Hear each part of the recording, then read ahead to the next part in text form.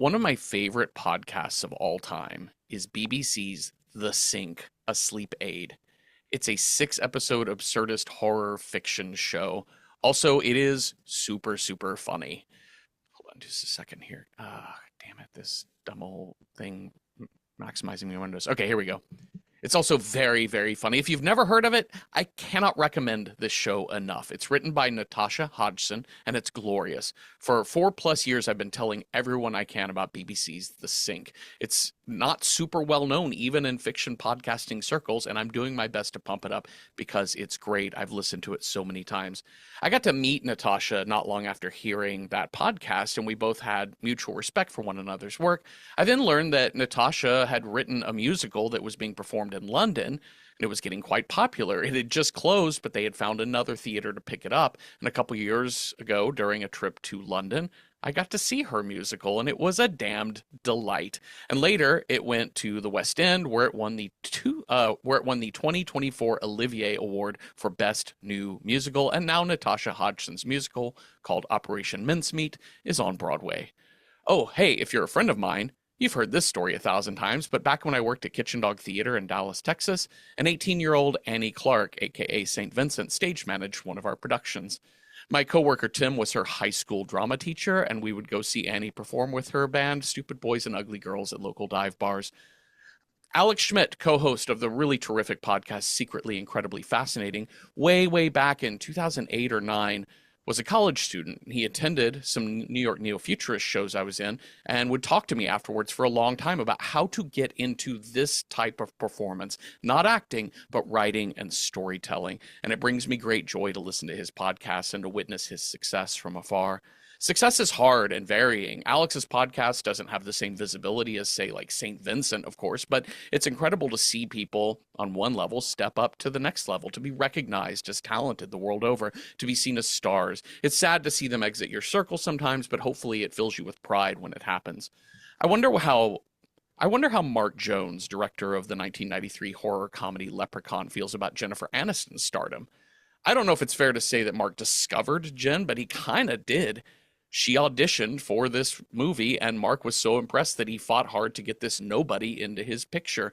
It's not like he could have gotten Tiffany Amber Thiessen or Justin Bateman or anyone else of that level of note in 1990, but this was Trimark's first feature film, and they wanted someone recognizable as the protagonist, but what they got was a nobody named Jennifer Aniston, and Mark Jones said, but she's it. She's it.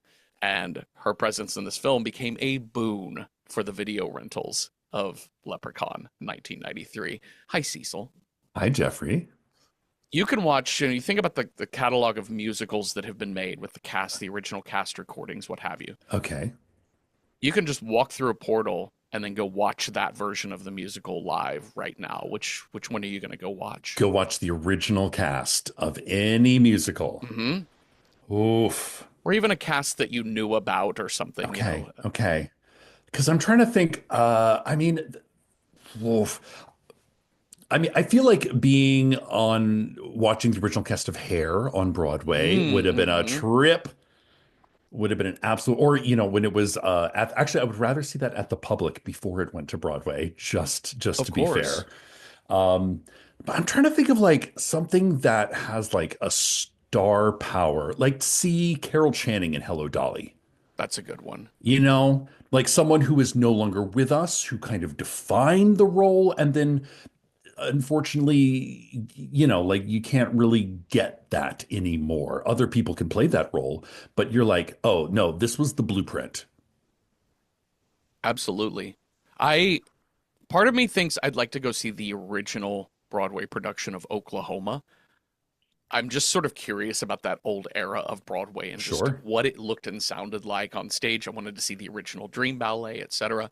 Yeah. But also, I think I would really like to see the New York Theater Workshop production of Rent Oh in yeah. that tiny, like 99-seat space Yeah. and just see the type of energy. Listen, Rent is nowhere close to my favorite musical at all, but there's something about a show that runs off of high youthful energy being put into a space made for highly youthful, energetic people.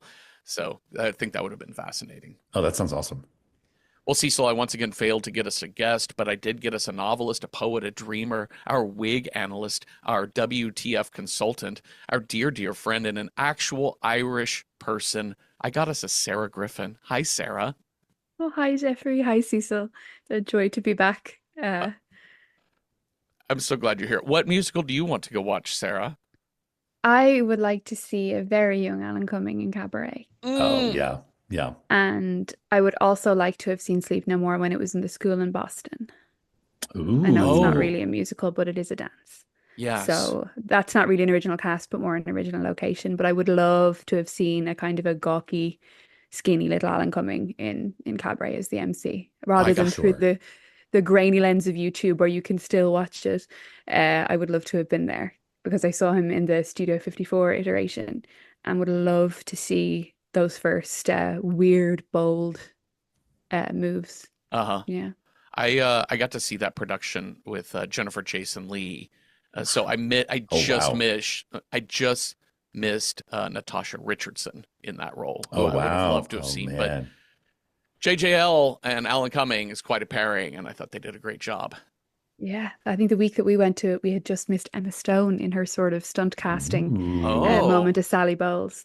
So, Well, I mean, um, I got to see it with Doogie Howser and whoa, Debbie Gibson. yes. incredible. And everybody, like when they both came out to sign autographs, Neil Patrick Harris, it was like week one of him going into the show, and he was wrecked. Like I he was bet. like fucking had like he looked like he had fought 15 rounds. Like he had a towel over his head, and he like signed three offers. He's like, "You guys, I'm done. I can't. These shoes are killing me." Oh man, And Deborah Gibson was like profesh. She was an absolute professional. that's so good. Wow, what a cast. I would have loved to have seen that one too.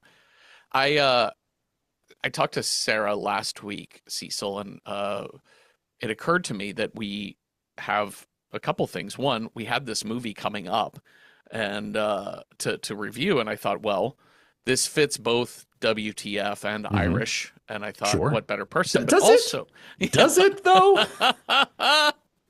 It's a different kind of WTF, I think, than uh-huh, the Belladonna of Sadness. Yes. But it definitely does have a series of question marks hanging around it for it sure, does. of a different nature. Yeah.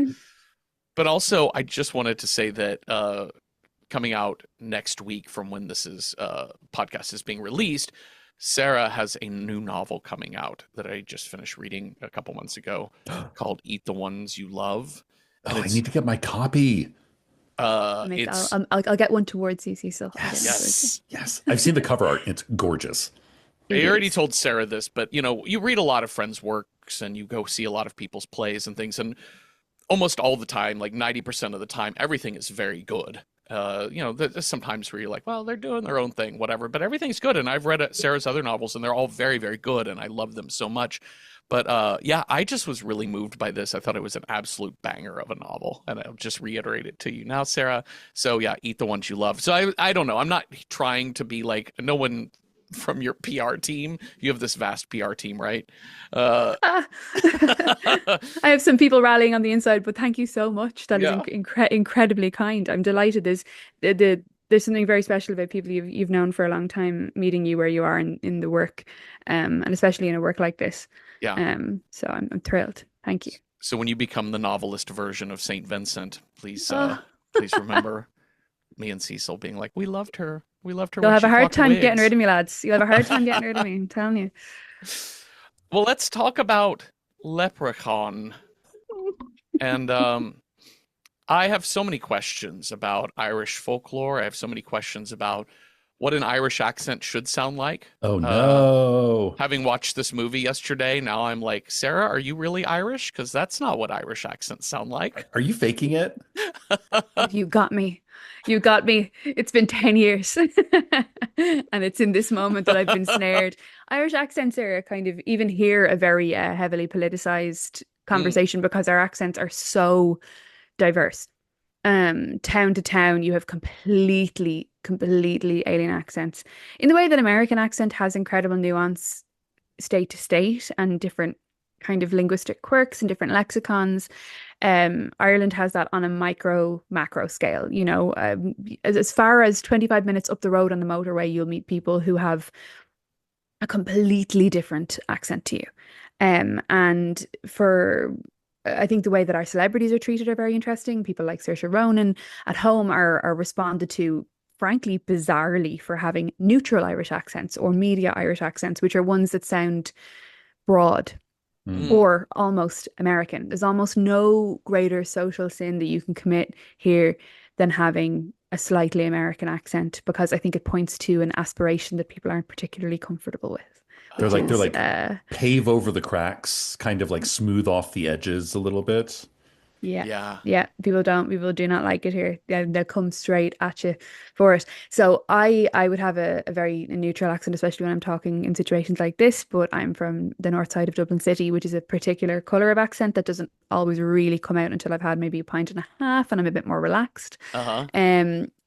But the accents in the Leprechaun are rural, I would Okay. say, Okay. and broad. Uh-huh. And I couldn't tell if the actors were Irish or not. Now, what can happen sometimes when you have an Irish person speaking in fiction, in television, or in a film to Americans is that we sound worse. We sound more Irish than we are. And even watching this sort of absurd kind of film, I was also like, God, is that what I sound like when I lived in America, you know? And no matter how long I was there, I would still get people kind of going, "Oh my God, your accent is gorgeous." And I'd be like, "I've been here for a long time, and thank you for reminding me that I'm an alien." Um, so I think sometimes with an Irish accent on screen, it isn't even within context, that's perfectly normal. But when you have it up against the different pitch of America, it sounds more. So I would even be interested in this context, this conversation that we're having. I probably sound more Irish than I normally do. Do you know what I mean? It's like musical instruments playing against each other, Yeah. I think. It's almost like a funhouse mirror. Like you're seeing it reflected back to you, but distorted. Yeah. I find Yes. Southern accents are very similar. Yes. I was It's going like to when ask you, you, Cecil, because you and I both grew up in southern cities, southern yeah, towns, but neither of us really have an overtly southern accent. yeah. Do you find Yeah. times when you sound a little bit more Tennessee, like Oh, when you absolutely. like? And it's same. Is it? It's when you drink and when I talk to my parents. Yep. Same. That's it. Same. And it was the same. It's really interesting listening to you talk about the sort of the neutralizing of an accent, because for me, I grew up in the South, but then I went to school in the Midwest, and that was kind of where the theater training took over. And so it like really like I think it was more like was very self-conscious about taking the accent and gradually toning off the highs and the lows. Mm-hmm. But It's like a then the weird, moderation. because it's like it's the land of where newscasters come from, like it's that flat accent that literally everyone can understand. No, not too much Mm, color. We don't want to be too colorful. right. But then Yeah. the And weirdest thing was doing a play with a Southern accent, and I felt like I was like making a caricature Yeah. of where I came from. It was wild. It was wild. Like it was like 2 degrees removed. It was too weird. it's amazing. I think there's also a sort of a class demarcation with accent that's really Oh, important to absolutely. notice.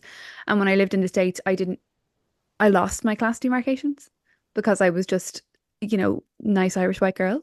And that's enough of a social kind of, I guess, that's how you're perceived. That grants you power, it grants you some weird exclusion, but nothing too bad. It's a pretty happy way to exist as a person from somewhere else in America, to be totally honest, even back in 2012, But my class disappeared. There was no mark of the nuance of where I'm from. And I think when it comes to American accents, which is something I learned when I lived there, was that they are status markers. Yeah. Mm, And that mm. broad, neutral, no highs, no lows accent is safe because no one Yeah. can quite pin down exactly where you're from. And there's no better way to live in America than I think when no one can pin down exactly where you Yeah. started, because then you can finish anywhere. Well, let's start at the beginning of this movie where we have Warwick Davis, uh, who is who is in every single one of these Leprechaun films, I believe, which is only the second one we've covered for the show. I don't remember which episode number, but we've already done Leprechaun 4 in space, in case you're curious. But it opens with him essentially crouched over his pot of gold at the base of a rainbow and just running his fingers through his gold coins, all greedy style. In his underground lair somewhere. Like sort of murmuring to himself, just chatting away to himself about his lovely gold. It's a mad choice to me to show the monster at the very start. I know. Yeah. I was thinking the same thing. I mean, I know this movie is called Leprechaun. I know. He's on the poster. Yeah. I get it. But, like, you know how you kill the magic out of anything? You just show it. Like, screen, like, frame one. Just be like, boom, there's a leprechaun. Oh, we found it. I had read that Mark Jones, the director, came up with this movie not in hopes to just take a creature from folklore and turn it into a movie. He came up with the idea of this while looking at a box of Lucky Charms and just thought, what if you had that leprechaun and that just made him horrible? What if he was real fucked up? What if he was real mad and bit people? Now I want a Tricks movie. I want a movie about a killer fucking rabbit. Yeah. Chocula. Yeah. Blueberry. Yes. I would follow Tony the Tiger anywhere. Tony the Tiger. Yeah. I would like the Serial extended cinematic universe. Would be so good.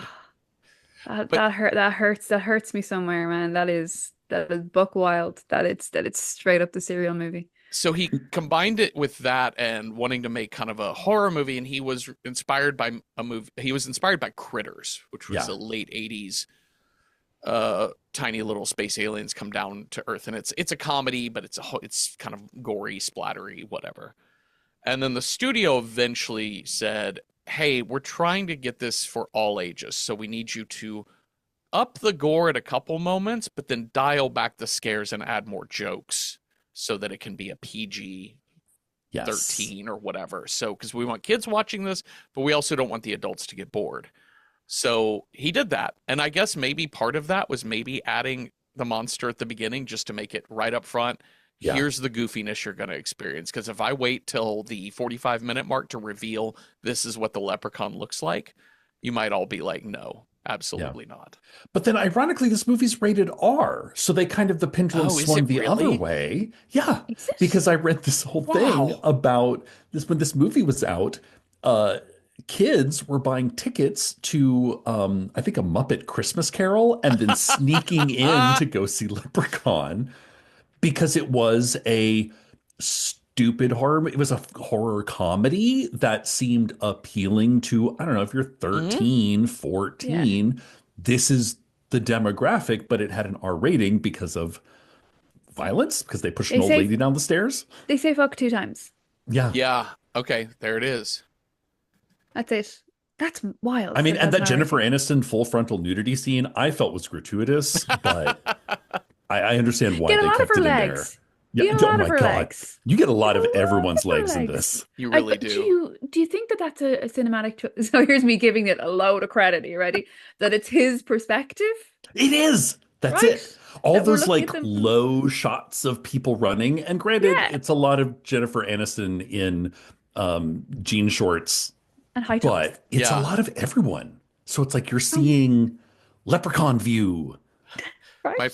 My friend Martin is staying with me, and he was watching this film with me this weekend, and he said that he's like, don't confuse what I'm about to say, that this is a really bad movie, but it is a really competently made film.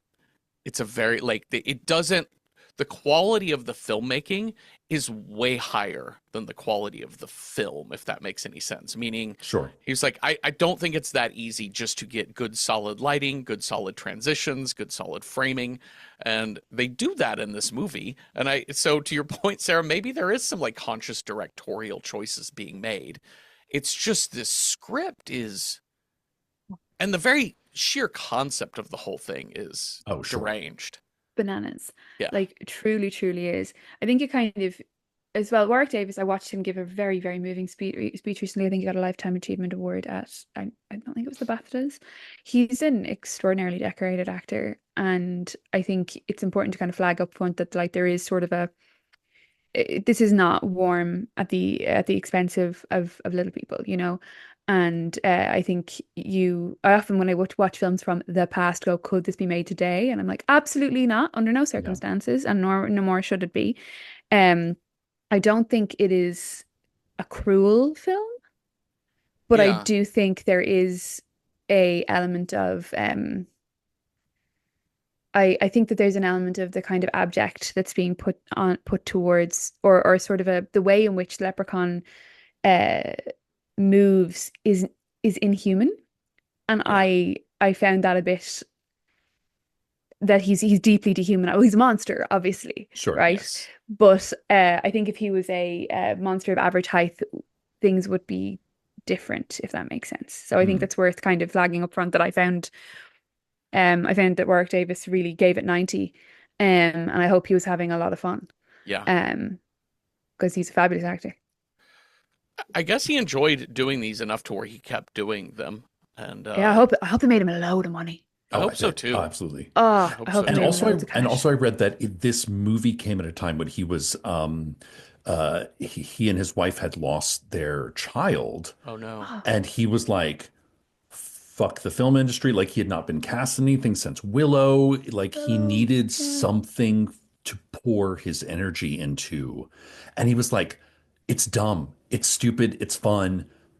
I'm gonna go sit in a makeup chair for hours and hours and hours and make Yeah, this dumb movie. This is what I need to to do to do right like now. learn to love life again." Yeah. Great. And Okay, good for that's him. good.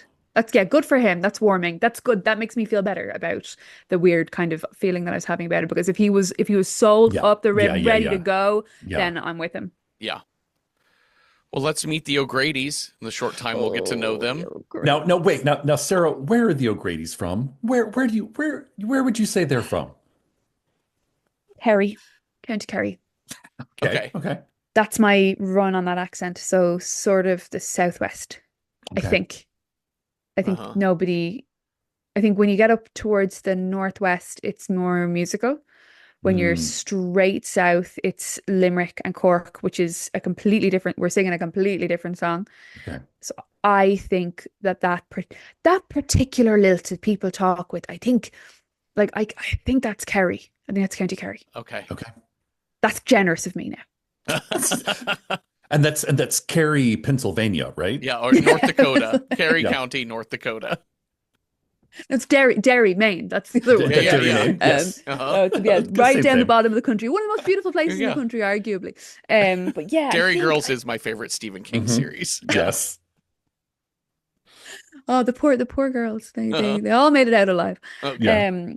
But I think that those accents are I was troubled initially. I couldn't really put my finger on whether or not they were actual Irish actors or not, or whether it was just a discordant. Also, we're not used to really, I will say this, I'm not used to hearing Irish voices on screen. It's once in a blue moon that you hear an Irish actor actually speaking like an Irish person on screen. Yeah, Uh-huh. yeah, yeah. And sometimes you're like, oh God, that's weird. Ugh. What's that about? Only Americans are on the telly, you know? Yeah. So potentially it's just the discordant nature of hearing an accent reflected back, or it's an American doing a broad Irish accent. Couldn't work it out. I will tell you that he is the man who plays Mr. O'Grady, Shay Duffin, is from Dublin, Ireland. Oh. Shay is a very Dublin name, actually. If he's called Yeah. Shay, he's probably from Dublin. Yeah, Yeah. yeah, that's very funny. I would like to clock. Where did he get this white suit? Where did he get this like Big Daddy?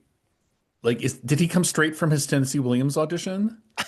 On one hand, I think if it's, like Irish men of a certain generation, Irish people of a certain generation are kind of real into the grand Americana of things. Yeah.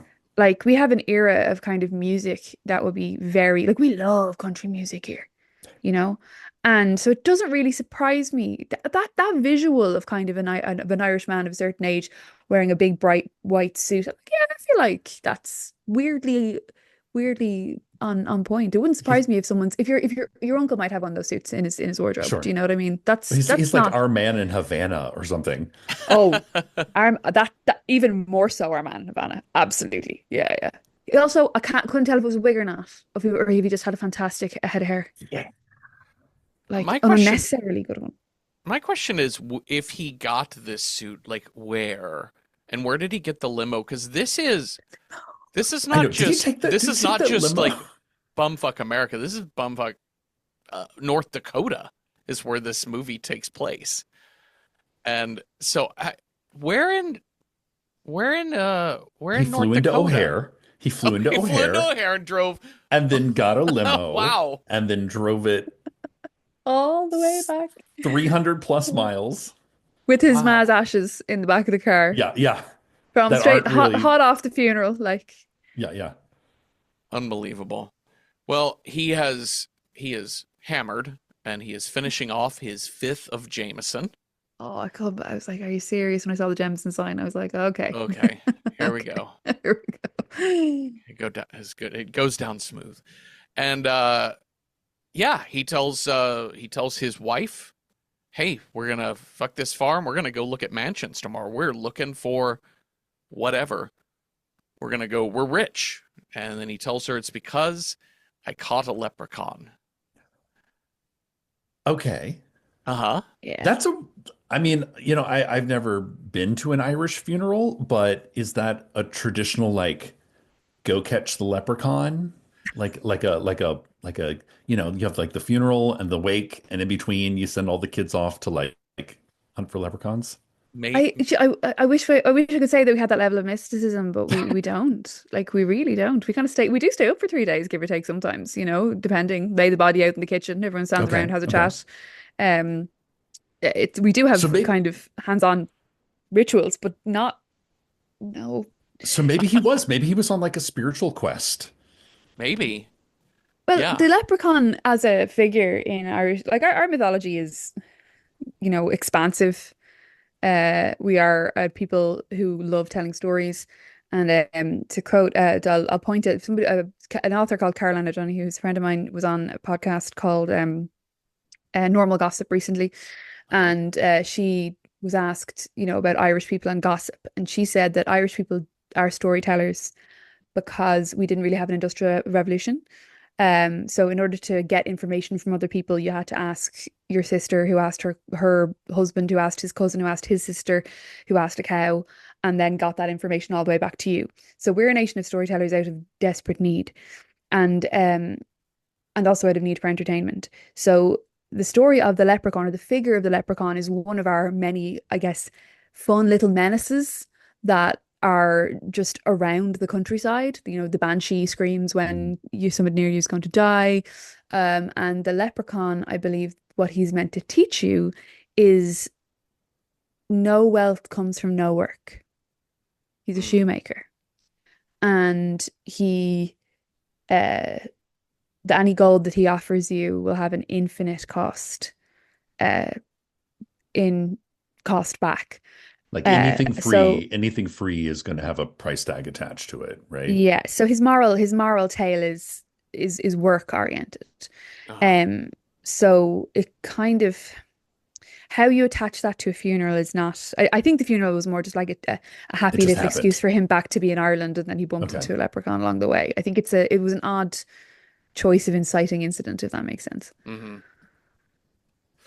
The In watching this, I realized that I didn't know anything about leprechauns at all. In fact, it Mm, makes sense that the director would have come up with the concept for this movie based off of a Lucky Charms box, which may be how I knew what a leprechaun was growing up.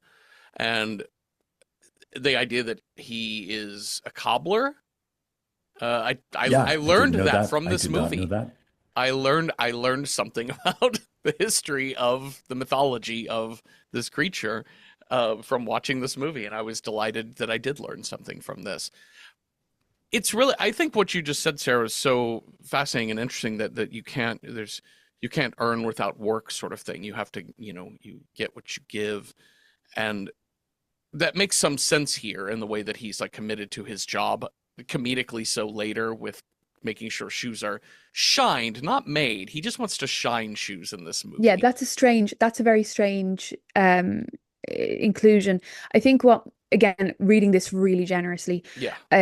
I think that one of the rules we have around the she, which kind of ostensibly what a leprechaun is one of the other lads, or the Uh-huh. fae. I don't really like saying that. I feel like that's not that word doesn't sit well with me really for some reason. I don't know why, but we have a very strong, I guess, social understanding. Even if you're real cynical, you kind of you wouldn't walk into a ring of dark grass. Do you know what I mean? I think most people, Hmm. we just have it in us from our, you know, I don't, maybe I'm just speaking for myself, someone who is kind of a bit superstitious, but I think even people who aren't superstitious are pretty kind of quick to them.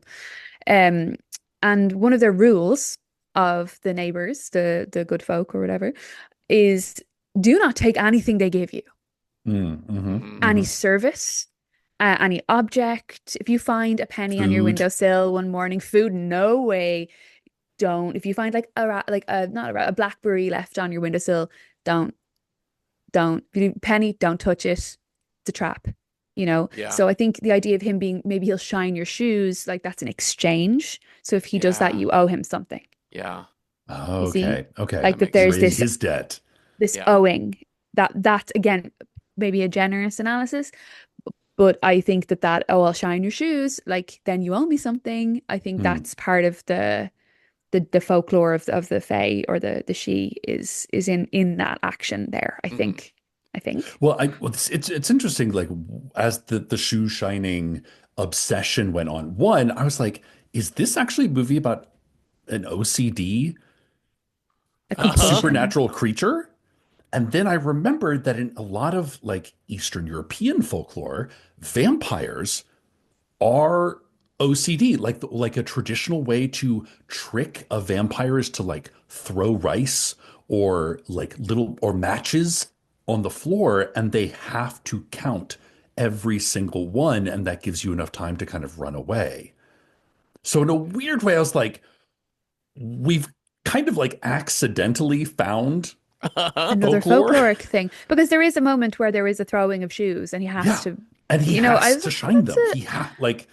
it. You can see he's like, I know you're getting away, but I have to Have to shine do Jennifer this. Aniston's purple pumps. Yeah, it's just strange, strange shout, and very divorced from our shape of storytelling and our shape of folklore. And like I spoke to a friend of mine, Dara O'Shea, who is a Gaeilgeoir, and had a podcast for a long time called Mother Folklore, about the Irish tongue and Irish words. Um, about I was like, what? What's the etymology of this word? And if you pull it back, the word brogue, B-R-O father G, not brogue as in the accent, brogue as in B-R-O-G, means shoe. And you can leprechaun, Mm, like leprechaun, leprechaun. You can mm. see how you can see the word shoe in there basically if you have a bit of Irish, do you know? Yeah. Sure. So it goes into the root of the word. I do. The only advice I have to this leprechaun, and this is to speak nothing of him having to shine all the shoes they threw at him, because that is dedication to your job. It's part of your job description. You have to do that. But I wanted him to work smarter, not harder, Yeah. because he sets out at the very beginning, no one should touch me gold. Anyone who touches me gold shan't live through the night, sort of whatever. But he always is telling people, I want my gold back. Yeah. But he's not ever actually saying, he'll start with where's the gold, and then he'll just start attacking them. Yeah. And Do you have my gold? No, I'm gonna bite you. The yes. biting. The biting is such an interesting approach Uh-huh. there now. The biting came out of nowhere a bit for me. But yeah, he has a very specific wish, which is Yeah. give me my gold, please. And everyone else like, no, no, no, sir. I don't have your gold. No, I'll take the bite. Yeah. All good. You know? So, but just like, I'll help you look for it if it will get you Right? out of my house. Just Because leave me alone. if it actually asked Mrs. O'Grady, she probably would have hooked him up. Yeah. Absolutely should Because have. she thought her husband was kind of she's like, no, don't Yeah. touch. This is not, I don't want this in my house. No. She was very distressed by it when he kind of revealed it. She wasn't impressed at all. Yeah. She did give herself a nice, healthy Irish Father, Son, the Holy Ghost at one Yeah. point. I was like, Yes. there we are. There you go. There's an accurate representation of an Irish mother. The other thing that the Leprechaun does that is authentic is he is a shapeshifter because he coaxes different characters to different places, including Mrs. O'Grady, by using somebody else's voice. And that Yeah. shapeshifter thing, Mm, especially the mm, voice of a child, is mm. authentic to how we kind of, you know, if you hear a voice in the woods, don't go towards it. I feel like that's similar to a lot of American folklore as well. Yeah. Yeah. But his shapeshiftery bits felt true to me. Yeah, he uses that device a few times, and he starts with singing in a creepy child voice, Oh. Little One Lamb from the one of our suitcase. favorite horror movie tropes, just a small child singing something in the distance. Out of a suitcase. Out of Yes. a Just out of a suitcase. suitcase. Yeah, please let me out of here. I'm suffocating. Please. Like, did what?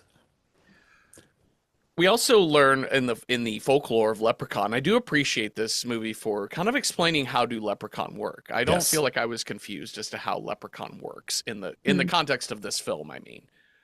But I was confused by it when we watched Leprechaun 4 in space. Because we were just pushed into the deep end, Jeffrey. We did not understand It all was of like his powers. it was leprechaun magic versus space lasers. Yep. But in this one, we understand that his weakness, what kills him, is the four-leaf clover. It's his stake through the heart. Mm-hmm. Like, It's his like cross. It puts It's him his at cross, bay. yes. Yeah. and it does invoke the cross, to be fair. Yeah. Yeah. That is kind of cool. Again, maybe by accident, but it does invoke the cross. Yeah, just another happy little Irish stereotype. We cancel each other out, you know.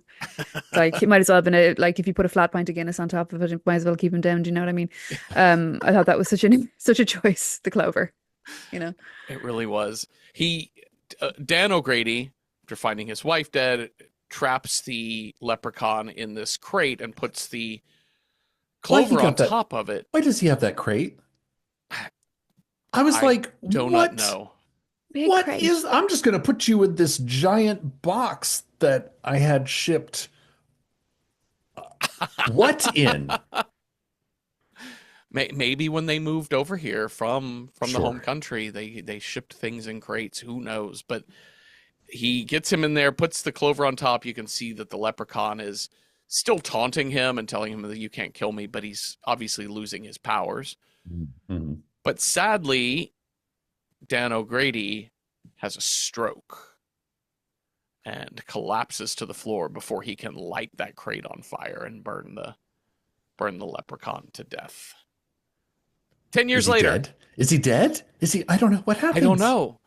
I was confused because I thought he had a heart attack is what had happened here. Because he was clutching his chest, but I also don't know what somebody goes through when they have a stroke either. So, but it says 10 years later, and now we have Tori and her dad, JD.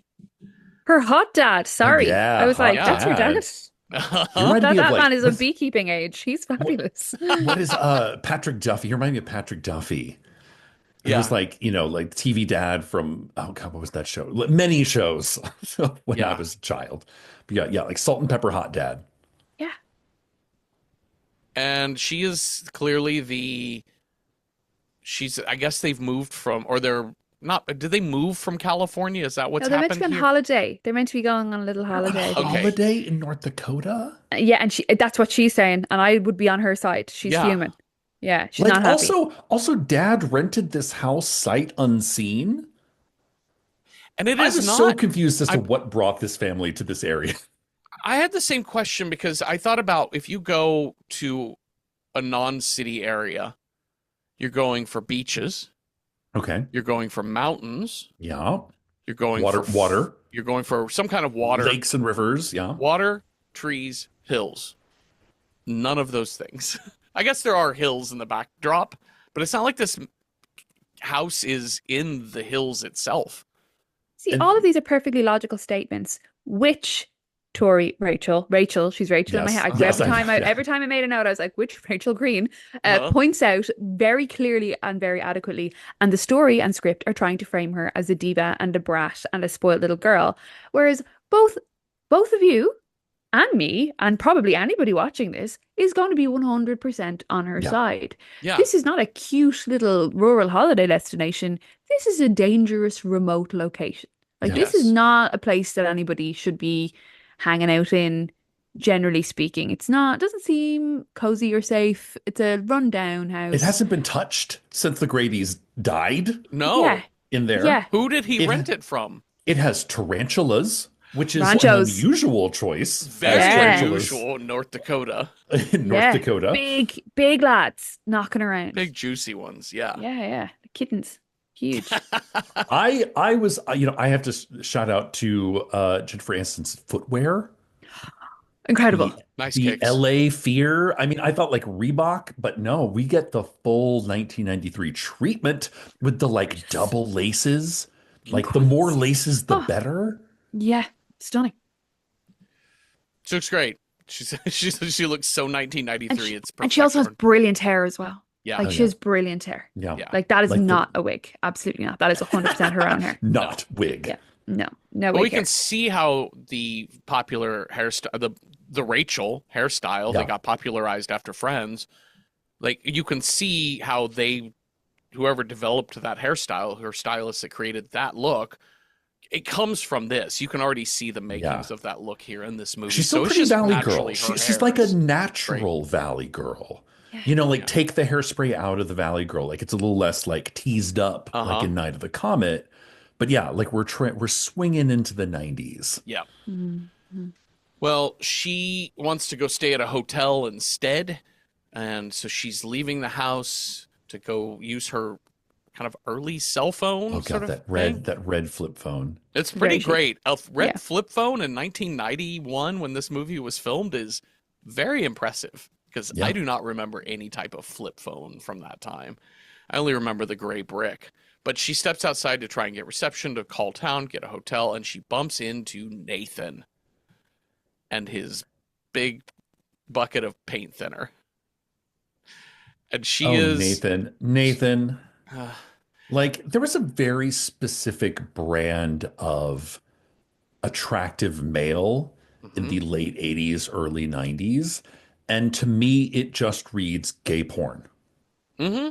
Like, I don't think it's intentional, but I think like this type was what I grew up jerking off to. Yeah. He's Really good for one thing, like, God love him. Do you know? You know, like the feathered hair, Yep. Yeah. the like, you know that there's not a The tan arms. line on his entire body. No.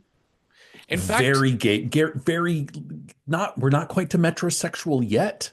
On the way, It's though. Yeah. on the way. Yeah.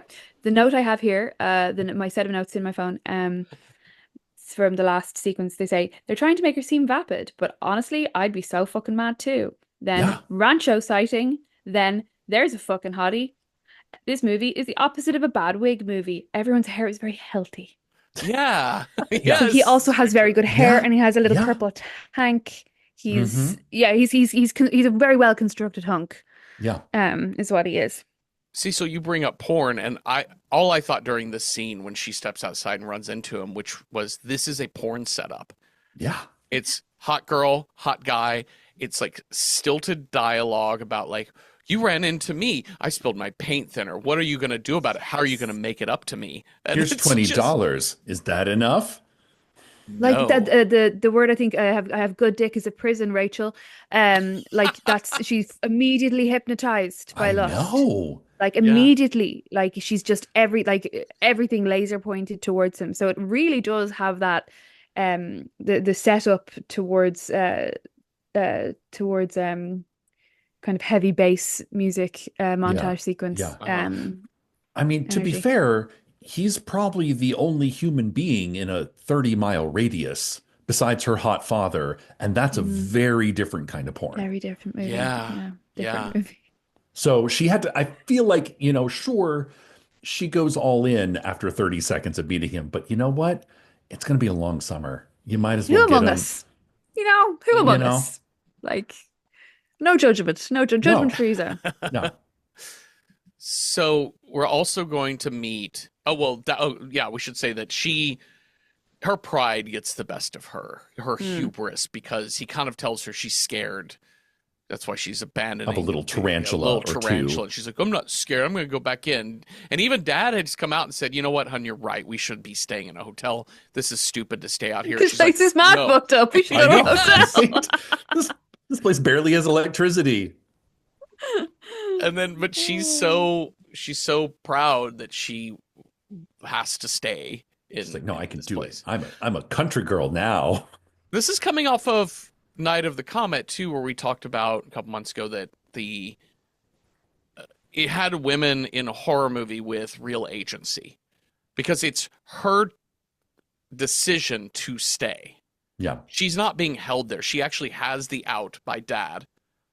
And obviously it's a bad decision. It comes from pride, Mm. but it comes from a bad quality. But that's a thing wherein just at this time period, we're not seeing that with all these men making, especially horror films, where they're Oh, like, sure. let's have you may have a tough woman, you may have a final girl, but having like a woman with agency. And right at the top, like Mark Jones gives her the choice to do this thing. It's real script Yeah. writing 101, but for whatever reason, we ignored it for centuries of filmmaking, or decades of filmmaking. Okay, we're going to meet Ozzy and 10-year-old Alex. Tweedledum Yeah. and Tweedle 10 years old. Yeah. That's what it is. Fuck Alex. I hated this kid. I hated Alex. him so much. Ugh. This was the era of the like Nickelodeon cool dude, like big son, like kids who talk a big game older than they were. Uh-huh. The cool kids, like it wasn't Disney Kids Incorporated, like all that shit was kind of on its way out, but the like precocious wisecracking kid was I in. also think there's nothing that ages worse than a sort of a 10-year-old boy who's obsessed with guns. There's Yes. Oh, sure. nothing that it's Yeah. got a metallic edge to it Uh-huh. that's not cute. He is even when they try occasionally to make him seem misguided and sympathetic, he has like he loves Ozzy and he wants to help him, blah blah blah. Yeah. Like he's the worst. He's like a Dennis the Menace Yeah. facsimile with his little pea shooter and Yeah. He's Cute runners, that's it. His yeah, shoes are he's good. classic imp, right? Yeah. Getting Imp. into trouble all the time. But he's got this really misguided heart of gold thing happening, because Yes. he and Ozzy are going to find they're going to find the gold at the end of a rainbow. Ozzy gets distracted. He's very much like adult male with stunted intellectual growth, let's say, Yeah. is kind of how Sweet they're playing and him. very sweet at Very every sweet turn. man. Yeah. He's Yeah. the heart of the story, Yeah. but he is treated very poorly. Yes. In a way that's kind of complicated or something. I don't know. I didn't like it. I didn't enjoy it. I didn't was- either. I was rooting for him. I was glad to see especially making him like the ultimate victim of the reason why they can't escape. Yes. Yeah. Like Yeah. Yeah. why put it in we put it in this lovable childlike innocence body, and then like to have the leprechaun attack him is the ultimate. No, we can't have that happen. It's like the ultimate kick the dog. Yeah. Yeah. It's so unfair. He's the I think truly if the story were to have a hero, if you tilted the story on its side, Tori isn't the hero, Nathan isn't Rachel. the hero, Alex fucking certainly isn't the hero. Hot Dad Yeah. gets bowled out early. Oh yeah, he And- disappears. Yeah. 10 minutes in. Phil gets and then I think the real heart and soul of the story is actually Ozzy. I think if you Yeah. told this again, it's about him. Yeah. Played by I Mark was Holton, actually- who was Okay. Francis from Pee-wee's Big I know, Adventure. I love it. Yeah. I love it. I love it. I was actually kind of getting like once we get into the like meat of the story, I was getting a very like Wendy and the Lost Boys sort of vibe, especially when like Tori is kind of like, okay, get the ice and you go and have you been in the Boy Scout? Like kind of the like I'm gonna nanny this situation for these bumbly boys. Oh, a woman's work is never done, Wendy darling. Mhm, mhm. But yeah, definitely, because she finds herself sort of, being mothering towards Alex and getting increasingly frustrated with Ozzy. I think that dynamic could have been reversed. But yeah, there's definitely a Wendy and the Lost Boys kind of vibe as it goes on. So at one, let's see, Ozzy goes downstairs to this house, and he hears the voice of the leprechaun doing a child's voice saying, "Please let me out of this crate." And in doing so, Ozzy, being a good guy, brushes all the stuff off the top of the crate, including that four-leaf clover, which has just turned brown over 10 years as opposed to completely disintegrating. It still holds its shape somehow. Yep. And so he brushes it aside, which now frees the leprechaun to bust out of this crate. But Ozzy manages to get away from the leprechaun who is demanding his gold because the leprechaun's powers are still a little weak. Oh, yeah. Because he's eaten nothing but bugs for 10 years. We get a good shot of him eating a giant locust or grasshopper or whatever that is on his arm. I was shocked that they did not have him grabbed that basketball-sized tarantula and put it in his mouth. I know, right? I was more shocked at the colors that they were painting that house. Oh my God. I'm sorry, you're going to go with red shutters and like toy blue over everything? Every time they pan back, a horrendous paint job. And also, aren't you just renting this house for the summer? And painting? I think you need like house cleaners would be number one, an electrician and a carpenter before you start doing like detail work. Like, I'm also going to suggest a power washer and a primer before you start painting. God. And then when you do start painting, how about a roller instead of a hand brush? Yeah. What I did think was cute though that was that Ozzy has a little painter's uniform that had with the shirt, paint. Oh my God, with like that to me, like Ozzy's really outfit is the early 90s. The kind of bright primary, it's the Nickelodeon generation of like an image that's kind of fun. He's a painter. He's wearing his painter shirt. He's got his little overalls that are, it's honestly, it's a look. And unfortunately, the leprechaun did say to him during their little skirmish, he leans in and he says, "I'll bite your ear off and make a boot out of it." Oh, and he tries to. It's really scary. Yeah. Like that's the moment where I nearly had a hope. I was like, ugh. That's a very scary line. Maybe they'll do more of this weird shit. When Alex and Ozzy find the bag of gold coins, Alex is the one who's going to run and hide these coins, and they're not going to tell anyone about it because they're wanting to be rich. They're gold coins. We'll figure it out. Because you know how adults are. Yes, you know how adults are. They'll just take it from us. And Ozzy is like, "How do we know it's real gold?" "Oh, you're supposed to bite it. That's how you know." Oh, no. And then he accidentally swallows the coin. Oh my Have you guys ever swallowed a coin? I don't think so. No, but I did swallow a crown once. Oof. Like they were like removing a temporary crown, and I just swallowed the whole thing. Oh no! But it was kind You're of in like the right place to do dime. it, I suppose. Yeah, and I swallowed the a coin. The dentist was more, you swallowed a coin. I did, yeah. Did you have to? Did you just have to pass the coin? Is that how that works? I was very small, okay, and I think they gave me a bunch of stuff to throw up. Okay. Oh, okay. Because I was like, honestly, it could still be in there to this day. For years afterwards, I was like not a person who could. Well, I was very small, but didn't really like touching coins. Yeah, I was like, oh, what if one goes in my mouth? So if I had seen this as a teenager, I might have been like, oh, hold on. Fuck. It's the scariest thing about this film. You know? Well, Jennifer Aniston Tori is standing by the truck and she thinks something is touching her leg. And he's just like, she thinks it's Nathan. But I'm like, that means Nathan is below the truck grabbing your leg. You should not be okay with. That's actually just creepier than a leprechaun. Creepier than leprechaun. The painter you just met that day, crouching under a truck and touching your calf. And like just stroking your calf. Under the truck. Like from under the truck. Yeah. Because it's such inexplicable behavior tacked on to very aggressive behavior. But she ends up getting scratched by the leprechaun when she gets startled, realizing, oh shit, Nathan's standing over there. The boys think it's just some kind of animal, because they've got possums and raccoons around here. The number of times later when Nathan is like, I bet it's just a big old bear that did Oh my this. God. I'm like, everybody shut up. Or when Dad is like, you know what? Oh, I hear a cat. Uh-huh. It's a cat. Look, the cat has run into a hole in a log.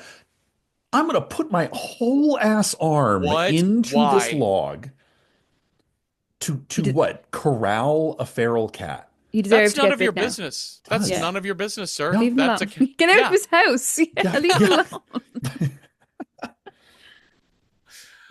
Unbelievable. I just none of the choice to reach in for the cat made Oh my no God. sense. But he has like a human-sized bite in his hand now. Yes. And he has to go to the hospital where we will never see him again. No. Yeah. Written out. I love how they're like, oh, he needs to stay for observation. I'm like, honestly, they're just gonna super glue that shit shut. Just Yeah. super glue it shut. And like maybe some stitches. I don't know. Unless he like tore a tendon. But do you get like tinnitus if you're bitten by a leprechaun? Do you know what I mean? If you're bitten by an Yeah. animal, like, Well- do you get like magical tinnitus? You know? Magical rabies. Like, mystical lockjaw. Congratulations. You know?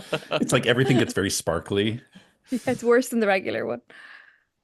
The dad thing made me laugh because I was punching the script up in my head constantly while watching it. But my thought, well, I think the dad is there so that they could have this basically like 18-year-old. Yeah. You know, why would this young woman at all be in North Dakota? Why set the movie in North Dakota, for crying out loud? I don't know. Especially But- when it looks like Northern California. Yeah, when it absolutely looks like it looks like Cagle Canyon Or or whatever. Southern California, sorry. Yeah. Yeah. But I feel like the smarter play here is because the whole idea is we got to have this like love interest in Nathan. Why not just have like girls trip and then she's arguing with her other friends that wanted to go to North Dakota and work on this house when I just because then you have people to kill off. You can make it a real horror movie. You can No, I but was like, Jeffrey, you'd oh, have to cast more than one woman to do I that. No. You can't do that. Well, I was going to say, what Silly. if they were researching something, but then they would have an actual profession No, reading books is dangerous. Cecil. besides, shopping and going to Wolfgang Puck restaurants. yeah. And being gorgeous. That's all. Yeah. What a life. I'd love that. Yeah, there are a lot. I think there are a lot better ways to lead Tori to this situation Yes. that would have not required the extremely like bottomless writing out of her father. Mm-mm. Like Yeah. he's just gone. No, Yeah. exit stage left. Bye. Like Yeah. Like- that's it. Yeah. But he's important to the plot because we got to get him to the hospital. Yeah. The truck, Nathan's truck won't start because of Oh, the distributor cap. I love how they're like, oh no, just go jiggle around some of these wires. Oh, it works. Yeah, this kid doesn't actually do anything but shake Jiggle, some jiggle, wires. jiggle. Oh, trucks works now. But they get into town, and Alex and Ozzy see right next to the hospital an antique coin dealer. I love it. You know what I love even more is when he's like, oh, this is a crazy looking coin. It could be 500, could be priceless. They drop the coin off, and then the antique dealer just goes to the big book of old coins. Uh-huh. Just the one book Sure. that has all the coins in the world. But I was like, in no way does this character go like he's like, I don't even know look at these crazy symbols. Like we never get any kind of I think this might be from Ireland. Well, this is like no No. No intel. No. intel. Because normally, Jeffrey, one of my favorite things in horror movies is a big dusty tome. And usually when you go to the big dusty tome, Mhm. you learn a little Information. something. Yeah. Yeah. We get nothing. No. We get Not nothing. convinced he can read. He was just looking at Yeah, pictures, he's really. just comparing pictures. But I think that my favorite thing about his shop was that it looked like it smelled like cigarettes, Uh-huh. Oh, yeah. and it also had a big Virgin Mary statue, Yes. unnecessary, like looming away. And that like Um, weird and a lot of clown stuff, a lot of circus paraphernalia. Yeah, Yeah. and as we learned, tiny vehicles. Mm. Oh my Oh my God. God. Like this movie could have been called What Wheels Does a Leprechaun Need? We get them all. We get Skates, them Ew. all. Yeah. wheelchair, tiny car, Skateboard. tiny skateboard, tiny car with pitchfork, A tricycle, which he tricycle. follows them on this tricycle to the hospital. Later, I Yes. was wondering, okay, this leprechaun has the leg power and stamina to follow a pickup truck down a rural Uh-huh. highway, Yep. probably at least 15 miles to a hospital. But later, when he's like chasing Jennifer Aniston through the woods, like he can't keep up. Like you It's the could pedal shoes. it. Oh, that's It's it. the shoes. It's the heels. You're It's the right. buckle. It's the heels. You And know, the buckled that buckle shoes. digs in too. Well, Um. oh, go ahead. Oh no, I was just going to say that while he doesn't, he also uses a method of transportation to thoughtfully execute this coin owner or coin dealer. He pogos him to death. Yes, Yes. you're right. What an odd choice. What a choice. I actually thought this was a pretty good death. While singing a little rhyming couplet as well. Uh-huh. I thought this was a pretty good death. I felt this viscerally, like the idea of like Yeah. a pogo stick bouncing on your chest and neck and all of that. But yeah, it felt fun. It was more interesting than biting, I think. Yes. Yeah. And I think this is one of the scenes that they later added in because they're like, oh shit, we've gone too comedy. We Yeah. need a little more violent. Yeah. Like we need a little more gore to make it an actual horror movie. I'd also like to say I kind of wish that our leprechaun had spoke in rhyming couplets the entire movie. Yeah. Agreed. Like they set it up in the beginning. He's singing his little like, you shall not make it through the night, and it kind of rhymes. And I was like, oh, okay. So it's kind of one of those things where like, oh, you everything has to rhyme, and that would have been so much fun. But then it just becomes, No. kind of silly wisecracks. Doesn't he do that in Leprechaun 4 in Space? Doesn't he speak in rhyming couplets through that Does he whole the entire movie? time? I've blocked that movie out. I can't I know, remember. same. I'll have to I ask my remember therapist if nothing about she it. remembers me talking about it. This is also a point at which he says, as he's exiting after murdering this man in cold blood with a pogo stick, he says something about having the look of the Irish. Uh-huh. Sometimes you really feel it. And that was one of them. I was Yeah. like, would you fuck off now? Like, we get it, mate. Yeah. You don't, Yeah. Yeah. It was, didn't like that now. Didn't like that at all. No Blarney Stone jokes, I so know. that was good news for us all. Just about, though. He did say he always has a pun in the thing, but Yeah. he does tell him you'll bounce back in no time, as Oh, he tells God. That was funny. the Yeah. shopowner. But he steals this like little kid's race car looking thing and all of the Like stuffed Barbie animals Hot in Wheels. it. Yeah. Yeah. And manages to get this thing up to a speed on the I know, highway right? that gets him pulled over by the I cops. love it. Love it. This is the most, I mean, it makes sense of the plot, but it's also somehow the most inexplicable of many inexplicable things. Is like this cop's pursuit of justice against a leprechaun going 10 miles an hour in a Barbie's Hot Wheel car. I think because he How thinks dare you? he thinks he's a child. And the leprechaun goes, I'm 600 years old. I know that. See, I love that joke. Which I think I should start using more often. Like I'm 800 years old, excuse me. They're like, and take off that was pretty ugly funny. mask. They're like, how dare you? Dare you? I am gorgeous. Uh-huh.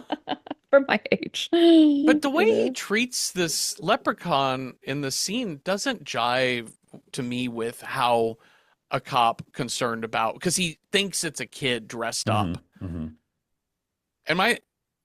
He's not out here like protecting a kid at all. No. He's like, take that mask off, stand up, face me like a man. I'm like, it's like he's about to kick this kid's ass. Yeah. As Gotta teach him opposed a to saying, lesson. hey, kiddo, it's dangerous out here. Let Past me your take you curfew. home. Where do you Yeah. live?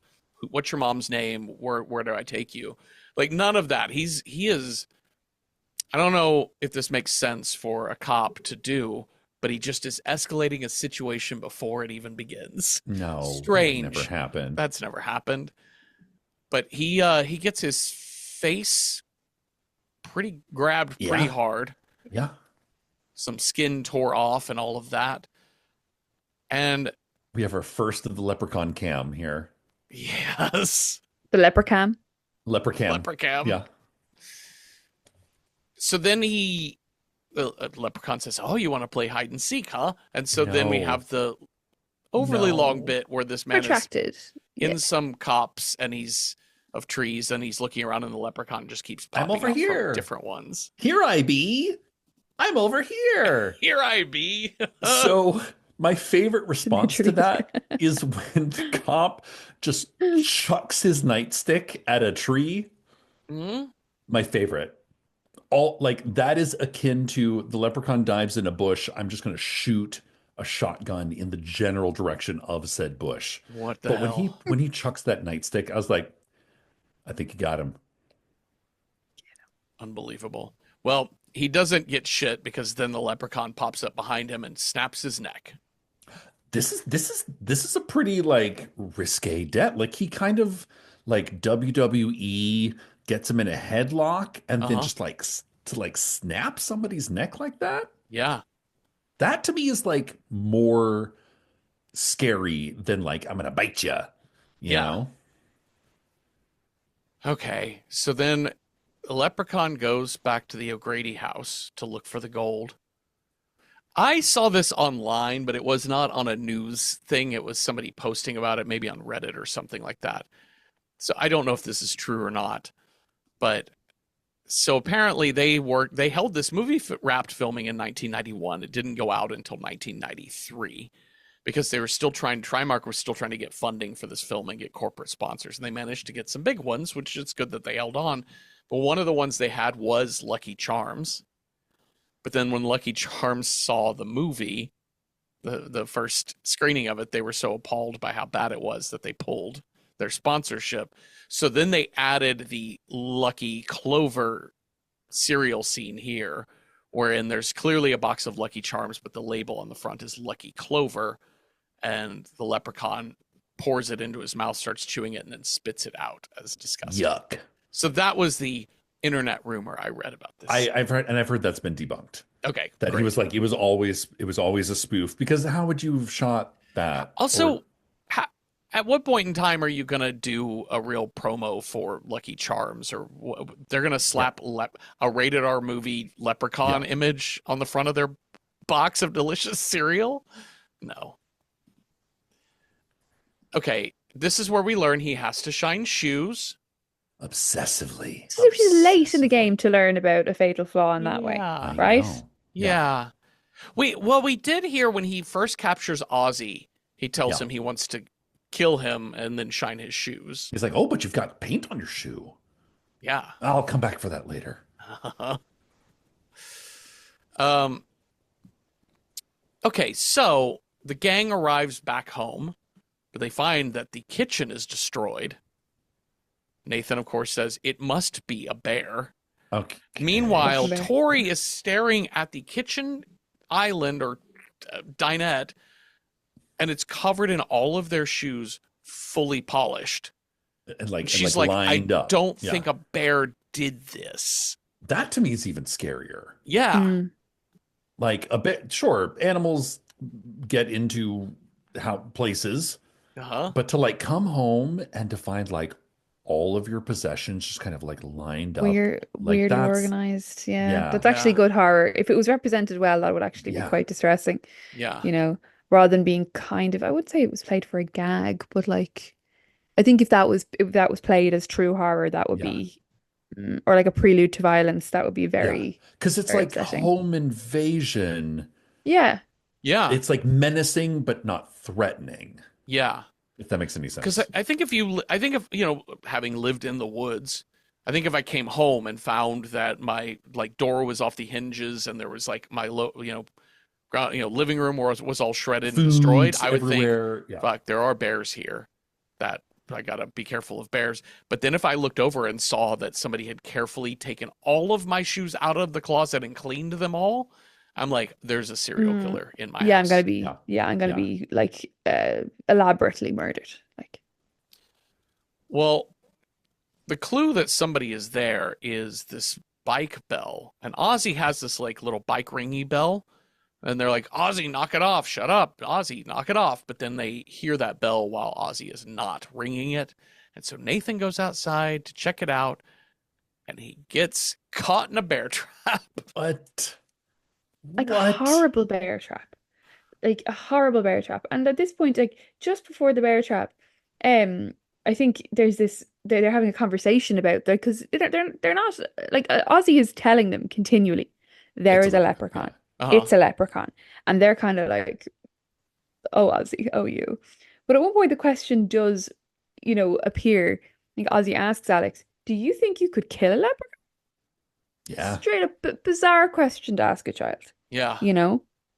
Like it's really there's a really strange kind of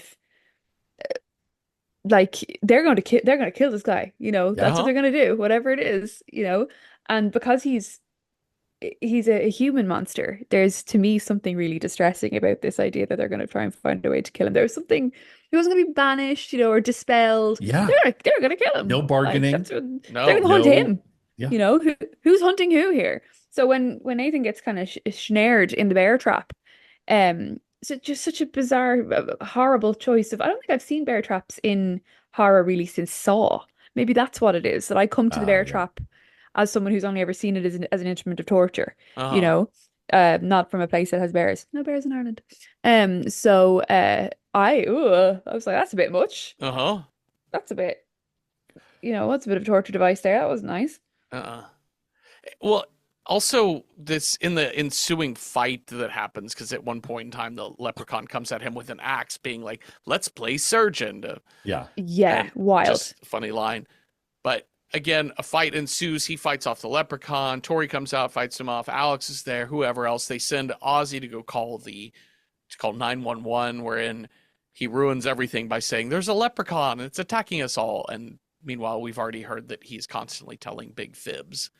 So the Chicken Little, the sky is falling. Cops aren't Yeah. going to send anybody. But Nathan eventually gets a hold of this shotgun, shoots the leprechaun point blank in the chest, blows him into a bush. Later, they notice that the leprechaun is gone, and then he just unloads several rounds into this bush, thinking, is he just behind it? And this reminded me of Bad Taste, Cecil, when we talked about that movie, why are we wasting bullets? What's happening? Like, why are you shooting trees? Yeah. Even if you hear something in the trees that you cannot see, don't just shoot trees. Get fucking eyes on it, man. That's Yeah. It's all. also the small child gave Nathan the gun. So Yes. you do get this really odd visual of this like all-American little boy booting it up with a shotgun that is the Uh-huh. size of his torso. Yeah. Like it is very, it's kind of gratuitous, Also, the leprechaun's attack here, like all of his other attacks, is totally without ambience or vibe. He's just there suddenly, Yeah. There's this sort of like stylelessness about it. Like he doesn't kind of arrive with a change of music. He's just like, oh, I'm here now. Like Yeah. it's very I'm not trying to, again, I'm not going to credit it with it being deliberate, but it's really, I don't think I've ever seen anything like it either. Do you know? I think upon learning that like this movie was inspired by movies like Critters and Child's Play, which is a fear of small things. Uh-huh. And I think Yeah. that's really what they were playing at. The idea of like it pops out of like it's the ankle biter Mm, is the scare. Uh-huh. And so the fact that it just sort of like it disappears behind a tree, it could be anywhere. It's small enough to fit into any space, inside a refrigerator, up a tree. That's the scare, but yeah, with a I see. gag, Yeah, but with a gag. Yeah, yeah. Because he's a Yeah. shapeshifter, right? Is the other thing, right? He's meant to be a shapeshifter. But yeah, I suppose I see what you mean. That's part of the monstrosity. That's part of the menace, is that he's just here now. He could be Yeah. hiding under the sofa or under he could fit into the hood of your car. Which he magically. does at this very He does. moment. Yeah, they try to get in the truck, but it won't start. And when Alex has to jump out to fix the distributor cap again, he opens up the hood to see the leprechaun just chewing all the wires. Munching on the like Uh-huh. Just having a chomp. sure. So Leprechaun busts through the windshield. This windshield in this truck is a straight up plate glass I know window. he's like There's no safety glass at all. one hand punch.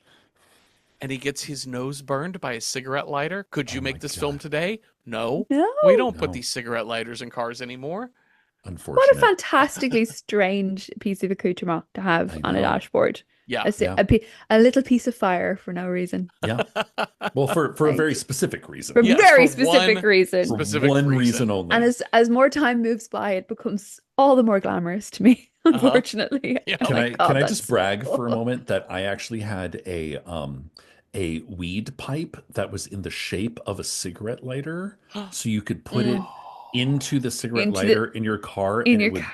it would toast up your weed and light it, and then you could like toke it, and then Yeah, if a cop pulled you over, it just looked like a cigarette lighter. that's Amazing. technology. That's That That ingenuity. was some Yeah. hippie weed technology. Yeah. That's And I World's opulent. Fair love level weed. shit right there. Yeah, that's great. Okay, so they're in this truck. They Oh my burn his God. nose. Yeah. He runs off into the shed, and then he emerges from the shed in a go-kart that he has modified with a Uh-huh. rake on the front The and With rake like out of an cart. oil barrel, like Mad like Max style. very Mad Max looking thing. And he is able to hit this truck so hard with Hmm. a go-kart that Hmm. the truck flips over several times. Oh. Amazing. It goes Oh. right off. It goes right off the side of the road. Uh, Yeah. Like there is a real, not quite a fade to black in the logic of how that happened, but you're just like, all right, okay, fine, fine. So Sure. yeah, no problem, absolutely fine. It's but that's their vehicle removed from the situation then, which is yep, helpful, you know. yep. Um, But they have a whole other vehicle that doesn't have engine problems in that, cute little Jeep, Yeah, oh, the red Jeep, yeah, right? that's yeah. how they get around in the end. Yeah, yeah, Why wouldn't they have been taking that the whole time? the Because Right? whole it time. also Yeah, has two rows. It has a row of seats in the back, Yeah. as opposed to that pickup And is it and it yeah. doesn't have like a sketchy, well, I guess because it doesn't have windows or doors. That's true. That's true. So Leprechaun could be anywhere. True. Okay, I kind of like this bit here, although it just doesn't make any sense in terms of the leprechaun's abilities.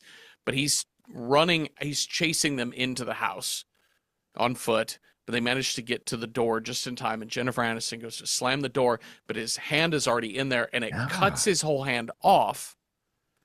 But inside his severed hand climbs up the door and unlocks it from the inside so that he can then get in, and then he just reattaches his hand. I guess Very this is Evil the Dead. shapeshiftery thing. Very Evil Yeah. Dead. Yeah.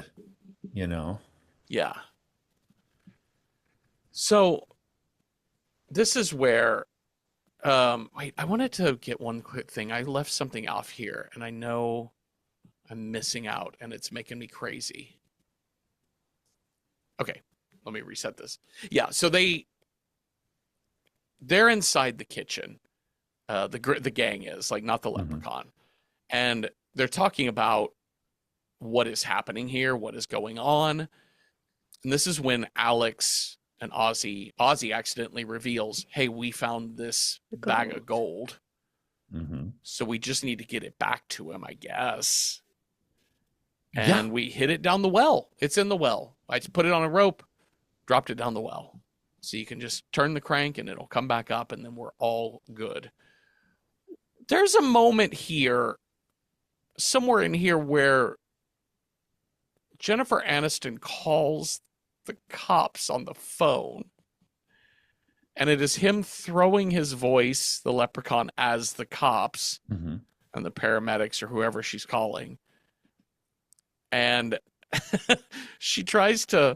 she pulls the phone off the wall once she realizes it's happening, and then it rings again. Yeah. And she picks it up, and a tiny little hand comes And out of the comes phone out of the receiver and tries to grab her. Yes, it's so fun. I was like, oh, that's kind of sweet. I see what you were doing there, but it came off very adorable. It It's was, Like, yeah, it's like an hello. adorable Nightmare on Elm Street moment. uh-huh. Which I think is kind Yes. of the vibe of this movie. Like, we're going to take Freddy Krueger, the wisecracking, grotesque antagonist, but make it funnier and more innocuous. Yeah. As well, when they're in the kitchen and talking about the money element of it, something that was mentioned earlier on, I think that after Alex and Ozzy find the gold, is that Alex is like, well, we can use this money to pay for your brain surgery to make you less stupid. Yes. Right. So What we just want to, surgery I is just want this? to, Yeah. presumably Yeah. some kind of a lobotomy. I don't know. What? He's going to get that Alex flowers even, for Algernon Oh, medicine. oh. right? Like he even says to, he's like, I never want to talk shit about you anymore. And Ozzy's like, hold on, what? Wait, Hold who's talking on. shit about me? And You Alex know, is like, people Alex, behind your Oh, back. just everyone everyone, behind your we met back. And like Ozzy is just like having a deep existential moment. right? Yeah. And Alex says it to Rachel, like, sorry, Tori again. He's like, oh, we need the money to pay for Ozzy's brain surgery to make him less stupid. And Tori's like, That's that's not not real. That's not a that's not thing. how that works, friend. That's not real. And it's kind of endeared by it. Yeah. As opposed to being like, Alex, you little fuck. What's wrong with you? You've been Yes. holding out. You've What's been your withholding this whole time. All this could have been avoided if you had just given the leprechaun its gold. very just a real devastating plot detail that again, if Uh-huh. you were telling this film a different way, would be really, really heartbreaking. But it's Uh-huh. just sort of dropped in for quite for laughs, but it's just dropped in and dropped out again. I was really waiting for Ozzy to turn on them and be like, fuck you all, but he Yeah. doesn't because he's an absolute sweetheart and arguably the kind of moral compass of the story. Yeah. I'd also like to point out that, do you remember the movie Lawnmower Man? Came Uh-huh. out 1 year prior to this movie. So in a weird way, 1992, 93 is the era of like horror, like the kind of flowers for Algernon horror of Uh-huh. like become the burden of knowledge, The burden. giving someone who is like the youth, the innocent mind, the burden of self-knowledge. Yeah. That's it's this whole rationale for Alex is intriguing, and I guess it is endearing in the same way that Ozzy is endearing with his bad mistakes. We're all making bad choices, but we're doing them for the right reasons, I suppose. But Tori says, "Fine, I'll go get the fucking gold. You're, Finally. you know, this boy's in no condition to do it either. So give me the shotgun." I do like this scene where she grabs the shotgun and they're like, "Have you ever used a shotgun before?" And she like cocks it really hard and she goes, Yeah. "No." So good. And then she goes out, gets it out of the well, finds the fucking leprechaun. She's like, "Here's your fucking gold." He's like, "Awesome, thank you. Goodbye. Goodbye." And then we watch him go sit and count his pieces one by one by one, Obsessively. obsessively. Silly. But there's only 99, and we had learned that he has 100 gold pieces, so he is on full fucking attack for that last piece. I feel like he has like the mentality of like a toddler. Yes. Like, like if I don't have all 7 of my carrot sticks in a line, I'm gonna bite whoever's next to me. Yeah. I feel like that all the time too, though. Yeah. Yeah. Just not myself without my coffee, We're all still have the toddler in us. We've just learned to Yeah. curb it because it That's it. benefits us to curb it. Suffocate it. Yeah, push Yeah. it down. When you're a child, you don't actually understand how it could benefit you at all to calm down. Right. And it does not register with Lep here that you could actually calm down and get everything you needed. I also want to point out at this juncture, he also does give us a solid fiddly diddly dee, which I did not Oh enjoy my either. goodness. I was like, didn't like that one. I'm sorry to make you watch this hate crime, Look, Sarah. I have to look. The stage Irish is a conceit in storytelling Uh-huh. that all of us who are Irish people who engage in media making have to be very aware of. Because there'll be plenty of people out there when I open my mouth, all they fucking hear is fiddly diddly dee. Doesn't matter what I'm fucking saying. Like a little tin whistle or something, Yeah. Yeah, doesn't matter what I'm saying. But that even just wow. Like, arguably there's loads of films in which we are portrayed in that way that you can kind of pretty easily analyze. But I don't think I've ever heard or seen an honest to God with your whole chest fiddly diddly dee. Like, I don't think I've ever seen it. I was like, wow, that's Oh. wild. Oh. Yeah, someone wrote that and told him to say it, and he did for money. Like, that's mad. Ooh, you know, ooh, disquieting. There's several back and forths of trying to get a hold of this fucking leprechaun and kill it inside the house. This is madness. One of which is Yeah. him going back and forth on this goddamn skateboard. Also, how many shells fit into that shotgun? I don't know. Stop shooting at the At leprechaun nothing. won't die. Like you're getting nowhere. Well, and how could they possibly know that the shotgun shells won't kill the vampire when they don't ever actually see, or the leprechaun, when they don't ever actually see it get hit, right? Oh, You know, they do. they see like, it that one time, but then then it disappears. I guess that's enough to he know. gets shot like point blank at least 2 times, Yeah, that's true. and That's then true. gets up 30 seconds later. Dusts himself off. Yeah. I At want least to go aim for with, the head or something. I don't know, try something new. I want to go with the like when they kind of find out why is the leprechaun coming after us, and Ozzy's like, "Oopsie, I might Yeah. have swallowed a good piece of his gold." I'd be like, "You get me a bucket, get me some laxatives. Uh-huh. We're gonna end this right here and now." Yeah. You've got all day, sir. Let's go. Yeah. Yeah.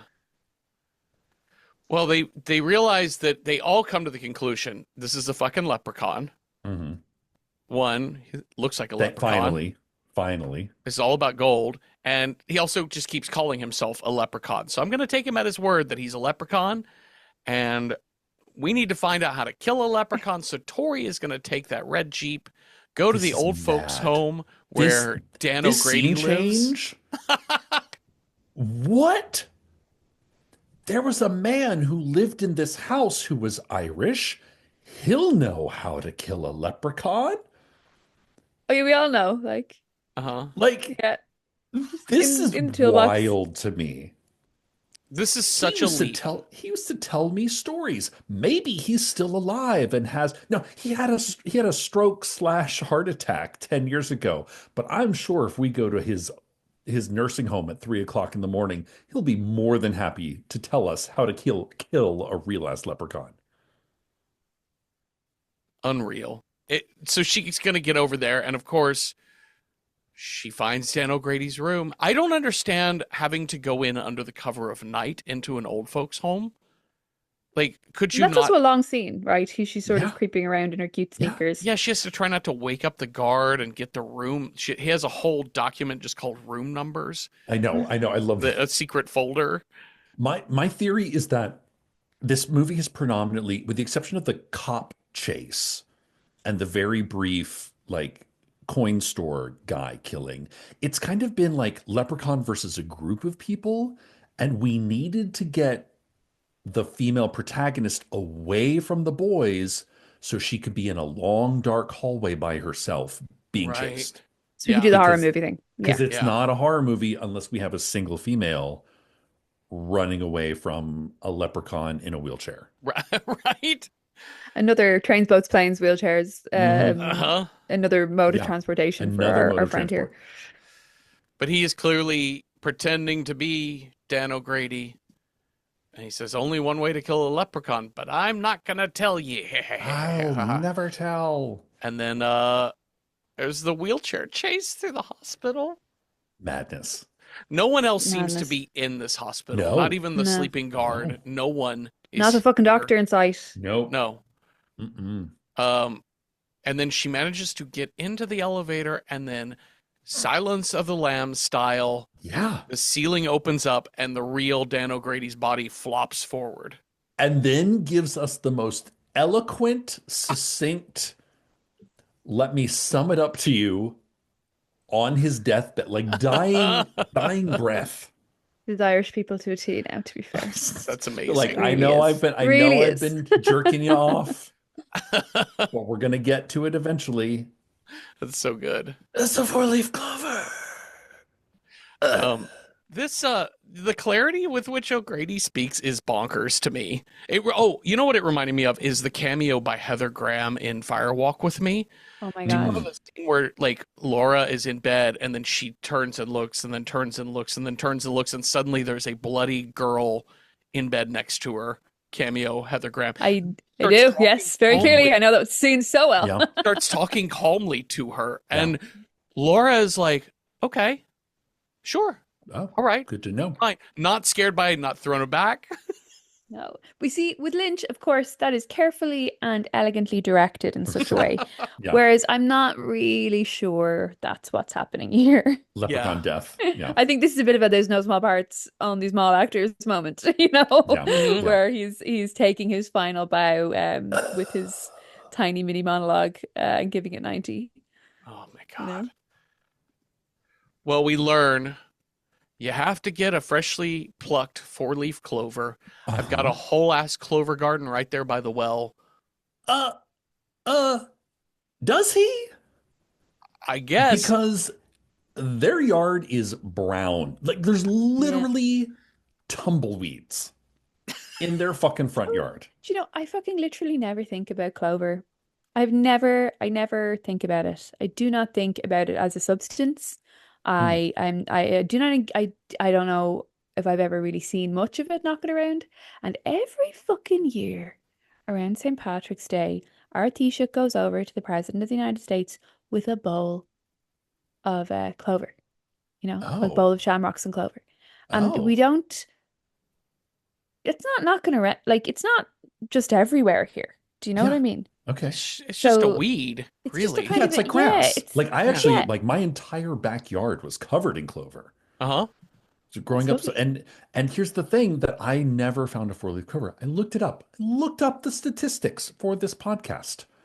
You have a 1 in 10,000 chance of finding a 4-leaf clover. Huh. Now, some people say that that is very high. Some people say it's a 1 in 5,000 chance, but most scientists say 1 in 10,000. So you're not going to find one in this tiny patch here next to the well, like really lads No, now. Like you're No. not. especially when your quote patch of clover is literally like dry crab, like dry Mank, dirt yeah, that is Uh-huh. being yeah. lit by green lighting. Yes, yes. They literally just turned a green light on Uh-huh. to the ground. It's Yes. such a humiliating final quest, isn't it? Yeah. And now, in order to defeat me, it's not a pull a sword from the stone. No. It's not No. acquire a bigger gun. No. It's It's not not say a solve the cool riddle. rhyme. It No wasn't riddles. No. it No, wasn't on the mantelpiece the entire time and they didn't know it was no. a thing. It's yous have to go in the garden now and have a look around in the earth for 45 minutes to look for something excruciatingly small and highly specific and unlikely. And to add insult to injury, Mm-hmm. Ozzy's monologue when he's like, "You've lost your faith. Oh, Where's your faith, Tori? You Okay, just fine. have to I have faith. I believe." believe. Okay, fine. And There it is. if no, absolutely not. Why did we just introduce in the 11th hour, we introduced the theme of faith? Right? Like this is a goddamn Christmas movie. like I don't Ozzy's understand. dialogue, every so often he does say stuff about it. Like the first time we hear him speak, he discusses, do you hear me? I have to stop talking like that. He talks about making wishes on stars to Alex Uh-huh. and how you know, he kind of just like, did you know that if you count every star and da, da, da, he's like doing a small fairy tale at Alex. And then when the leprechaun is sort of luring him in the first time and singing as in the small child's voice, the song that the child is singing is Twinkle Twinkle Little Star. Mm. And every so often Ozzy will very briefly and almost in a sort of an aside throwaway way make reference to fairy tales and stories. No one else engages with him on this. No. Nobody else. And the dialogue and the way that he's sort of presenting the scenes and the direction doesn't focus on it enough for it to actually be a meaningful, noticeable theme. So when he does have this sort of moment about the faith thing, it feels like it comes out of nowhere. It has been seeded throughout, just really poorly. Like Yeah. really, really poorly. And also, his whole notion of faith is kind of thrown out the window because apparently he's been weekly calling the cops and reporting like aliens and shit. Yeah. So at that point, you're like, that's not faith. That's where faith does you wrong because you're Yeah. just believing any crappy thing. You just saw lights in the sky and you're like, Yeah. aliens. Yeah. So this is when we get I should mention there's a moment where the leprechaun attacks Tori while she's looking for a clover, and she manages to use the cop's night. She hides in the cop car, manages to use the nightstick to basically jam out one of the leprechaun's eyes. So he reaches into the dead cop's eye, pops that out, and puts it in his own, because that's how eye works. Easy peasy. Yeah. Mm-hmm. But they finally, because of faith, they find the giant four-leaf clover. Because I have had clover in my lawn before, and it's pretty tiny. Like, the little clover heads are pretty small. These things are huge. Like, this is like racquetball sized clover. And this is Leprechaun attacks, but Ozzy was like, no, you want me, not Alex. You want me because I swallowed your coin. So the Leprechaun's like, fine, I'll eat it out of your belly. Illegal.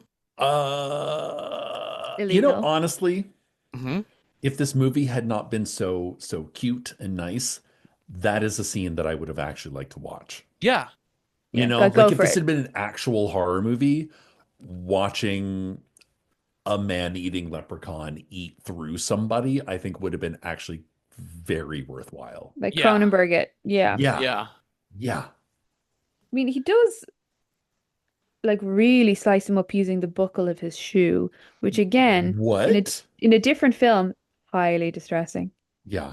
I listened to it again this summer. I was in a very small book club where we went on the journey, and this summer, it is February, last summer, and still the most frightening thing to me is Ben having his initials cut into his own stomach. Sure. Like, you frame this scene differently. You do it better. That is chilling. That is really scary. The buckle is there. It's awful. But they don't go all the way with that. They pull their punches so much. That's why I was so shocked when you said this was R-rated, Cecil, because there's some like blood put into things, and there's gore-ish stuff. But it really is just more of like a photograph of it rather than. There's no splatter here. There's there's no cut open. There's no like even when the cop has got unfurling. blood on his face, it's like literally he just like wiped his eyes. But you don't see a wound. It's stagey and all of that sort of thing. It's barely implied, I would say. Yeah. Like there's really not a lot of invocation of fear or even direct confrontational gore. It's really odd because it is definitely still a scary movie, a horror movie, but it really lacks those building blocks. In a way that's like baffling at times. Yeah. I mean, I think the pogo stick is the hardest death in this whole movie. Like, because the one I would like the least. Visceral. Yeah. Yeah, I don't want that to be done to me now. Thank you. That's not. You don't want to be pogoed to death. No, I don't enjoy that at all. I don't. No. Well, this leprechaun is crawling up Ozzy, is going to get him big time, but Alex has his slingshot and he's got the clover, and he spits his gum into the clover, wads it up into a spitball, pulls back the slingshot, and he's like, hey, leprechaun, or I don't know if he calls him a name. Open wide, and he shoots it right down the leprechaun's gullet. And that leprechaun starts melting. Yeah. And getting neon zappy lines drawn all over him. Falls in a well. Falls down the well. And what Alex says to mark the departure of this strange and beautiful creature from the other side of reality, this ancient figure from Irish folklore, this shoemaker from the side of the road, sent to us to teach us about how nothing comes for free, this man who merely wanted his property returned to him. What this 9-year-old child says is, fuck you, Lucky Charms. Yep. What a line to go out on. Oh my God. Unbelievable. Fuck you, Lucky Charms. Lucky Clover. That's the name of that cereal. But fuck you, Lucky Charms. Yeah. Well, the other thing that happens is that fucking thing crawls back out and has like a melty face on it at one point in time. Which I'm like, where has this been the whole time? Yeah, more of this now. Yeah. It's very T2 Leprechaun. T2, it reminds me of the witches. Yeah. That's the correct use of latex in the makeup department is Yeah. what that is. Yeah. Uh-huh. What was that? Something just, That's a leprechaun. I don't know. That was. You've got a leprechaun loose in your room. So then Nathan says, you know what we'll do is we're going to pour gasoline into this well Uh-huh. and then drop a lit match, which one, that match isn't staying lit falling down a well like That's not how that. elements No. work. No. And also, does also- it explode or does it just catch on fire? I don't think I understand how gasoline works. No, and in fact, actually, I feel like this was like a Mythbusters-y thing, wherein if you drop a lit match into you take a bucket of gasoline, you drop a lit match into it, it's not going to explode. Yeah. But it's the vapors that kind of catch, right? It's a little bit like flour, all-purpose flour, very flammable, hugely flammable. Yeah, sawdust. But if you put a match directly into a pile of it, it just goes out. Same sort of principle. It's got to start igniting everything around it. So you float a bunch of gasoline on top of the well water. Also, that's well water, sir. People have to fucking drink that, probably. This is a small community. I know. Yeah. Well, But that fuck this well house. blows up like the goddamn Death Star. Again, we get to one of my favorite tropes at the end of most horror movies, a lot of horror movies, is the cops from afar pulling up, and you've got, the kid, the bedraggled sort of Goonies ending of the kid's gonna be like, oh my God, how are these cops gonna write this up? Yep. There is a dead policeman 20 feet away. Four people that are now potentially murder suspects. Yeah. Yep. And they're going to be like, it was a leprechaun? It was a bear. Why did you light the well on fire? Because the bear fell in the well. That makes no sense. Why'd you kill this cop? It was the Why bear? is the man who owned this house now mysteriously also dead? Why and in is an elevator Why is he shaft? dead in an elevator? Yeah. Imagine 10 how minutes pissed away. off Tori's dad is going to be when he gets out of the hospital. Oh. I turned my back for 3 fucking hours. Yeah. You kill a cop and an old man for no reason? Can't take you anywhere. How are the cops? How is this going to be written up that the 4 of them don't end up in prison? Maybe that's what the Leprechaun 2 is about. Yeah, I was That's going to it. say that must be it. The end. Shall we rate this film? Yes, let's. All right. Let's start with horror approachability on a scale of 1 to 10, with 1 being the least approachable, 10 being super approachable for the horror averse. I don't know. This movie is barely bloody and not very scary. It's got some jump scares, content warning for big juicy tarantula and some jump scares and some blood and gore. I don't know. 7?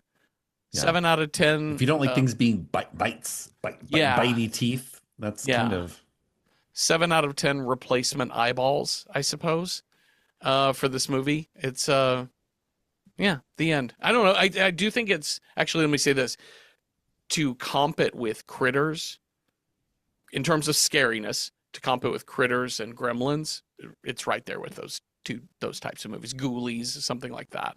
The tiny scare. So that's what I thought. 7 out of 10 for approachability. To speak nothing of approachability, Cecil, what do you think of this as a horror film? as a horror film, it's a tough one because it's so dumb. It's so dumb.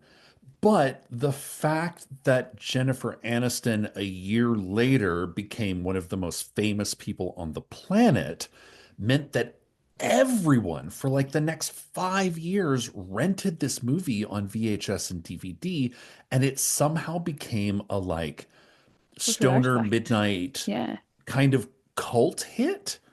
Yeah. Does it deserve that? I would say there's some kind of ridiculously silly, stupid moments, but is it a good horror film? I gotta give it 4 out of 10. I don't even know. Leprechaun pogo sticks. Griff, what about you? Do you have something a rating you would like to give this movie? I would give it rating scale. 0 freeze-dried mushrooms out of the whole box of cereal. That's what I would give it. Not mushrooms. 0 zero Marshmallows. freeze-dried marshmallows. That's Hmm. it. Out of the whole box of cereal. Like you open it up and you're expecting to see none. Yeah. Not fucking one. It is no.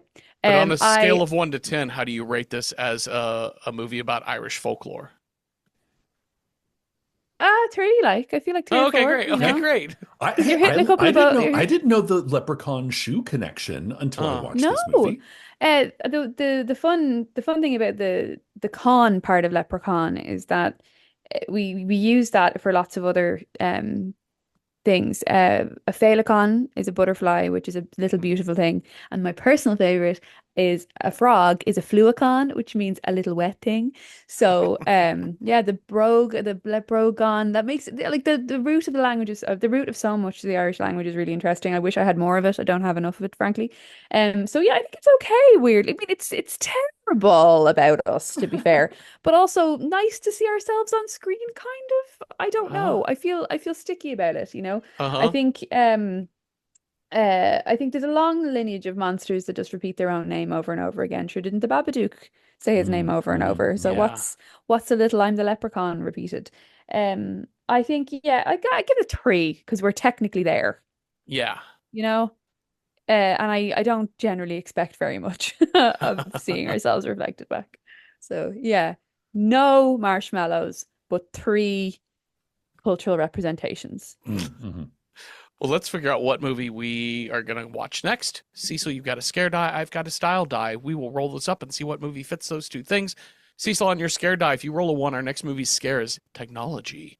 2, end of the world. 3, normal people. 4, Mother Nature. 5, haunted. Or 6, witchy. That's a 2. End of the world. All right, let's get something apocalyptic or however that reads. We're going to match it up with the style that I roll. If I roll a 1, our next movie has got to be a black and white film. 2, it's got to be a procedural film. 3, it's got to be a movie whose title is The Blank, whatever have after the word the. 4, we also did. Wait, what did I do here? Wild card. Oh, I see what happened here. 4, wild card. 5, 1980s is our decade. Or 6, something from the EU. Let's see what we got here. I also rolled a 2. End of the world and procedural. Okay. Okay. All right. Sure. Actually, I've there's a couple strong contenders here. Okay. It took a bit of searching, but I think we've got some. So we've got our own list of things that we thought would have fit this matchup, and people on Letterboxd have also suggested on our list of end of the world plus procedural too. We're at Random Horror 9 on Letterboxd if you want to suggest films for possible dice rolls. All right, Cecil, we have on here. I think you put all of these, so I'm gonna ask you about them. Life. I don't think I've seen Life, but it seems very like murder mystery in space Mm-hmm. to save the planet. So the kind of end of the world, like there's an alien life form that we can't let the alien thing get back to the planet, or else it's the end of the world. Okay. But it seems pretty highly rated, recommended. Army of the Dead. Army of the Dead is this is one of the first ones I thought procedural because it's very much like it's the Of the Dead series. The dead have taken over the world, and it's very like we're gonna like we're gonna send an army into Las Vegas to blow up Las Vegas. So very like the A Team meets zombies. Right. Procedural. Quarantine. This The is the American version of American, yep. Wreck, right? Which is like, hey, I'm a reporter. I'm here doing my job. Procedure. We have Oh, in the Mouth of oh, Madness. zombies. Oh, oops, oops, all zombies. We also have In the Mouth of Madness, which is I our love Sam this is Neill this is this is one of my Lovecraft. favorites like of all time horror movies because it's essentially a private detective movie. Hmm. It's like a Stephen King-esque writer whose stories start becoming real and making people insane. And so they have to like private detect where this writer is. So they're Okay. on kind of on the hunt for him. And finally, I put this on here. It's just a classic disaster film, The Day After Tomorrow.